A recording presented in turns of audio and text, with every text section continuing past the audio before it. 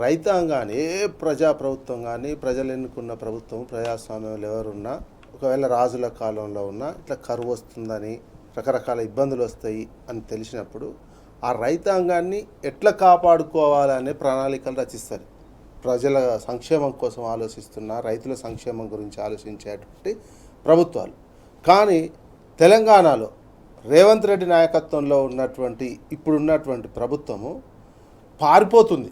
రైతులకు సంబంధించినటువంటి సమస్యలను కరువు వస్తున్న ఎల్నినో ఎఫెక్ట్ ఇంకేదైనా ఉన్నటువంటి నేపథ్యంలో రైతులను రక్షించే బదులు ప్రభుత్వం పారిపోతుంది, పలాయనం తగ్గిస్తుంది, రైతులను కూడా భయపెట్టి పారిపోమని చెప్తుంది.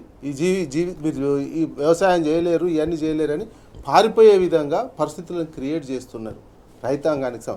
ఒకవైపు వాటరు ఎల్నినో వస్తున్నటువంటి నేపథ్యంలో మీరు కనుక కాళేశ్వరం రిపేర్ చేయించి పెట్టినట్లయితే ఇప్పుడు మిడ్ మానేర్లో ఫుల్ నీళ్ళు ఉండేది.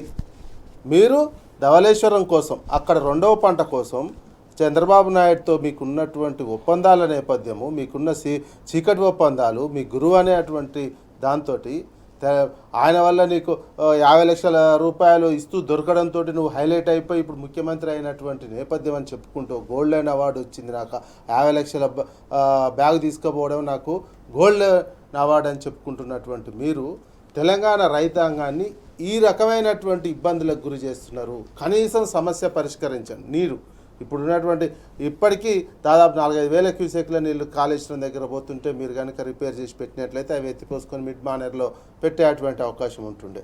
అది లేదు, ధవళేశ్వరంకు పంపిస్తున్నటువంటిది నీళ్ళ ఇబ్బంది ఇది.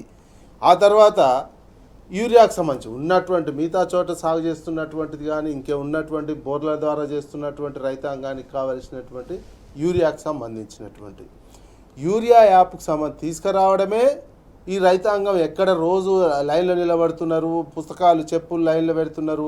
ఆ భయానికి రైతులను ఇబ్బంది. ఎందుకంటే రైతులకు ఇంకా స్మార్ట్ ఫోన్ల ఆపరేషనే తెలియదు.